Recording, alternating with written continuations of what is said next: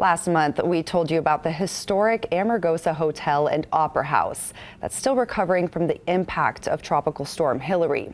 Now, only on Fox 5, we're taking you back a century in time to how the Amargosa Hotel and Opera House came to be the heart of Death Valley Junction.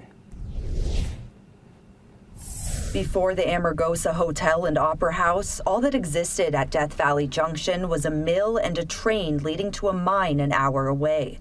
Back then, the miners would sleep in tents by the train tracks. In 1923, a famous author named Zane Grey came out. He seen the conditions the miners were living in, and he decided to write exposés on the Borax Mining Company and the conditions that they allowed their miners to live in.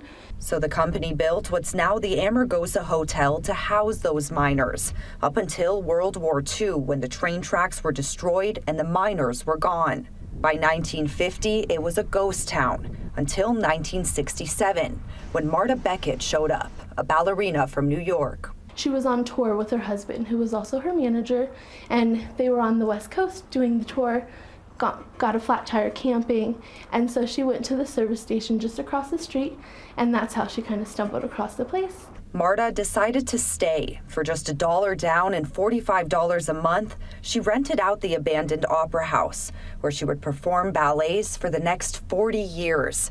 Later buying out the hotel and the town and establishing her nonprofit, she brought music, art, and life back to Death Valley Junction. She created a legacy over the time that she was here.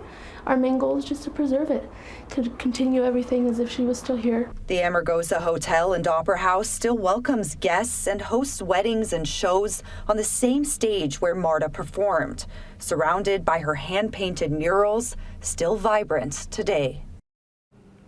The unincorporated community of Death Valley Junction is owned by Marta's nonprofit, and the board is now looking for help with funding so that they can continue to preserve the rich history of the town.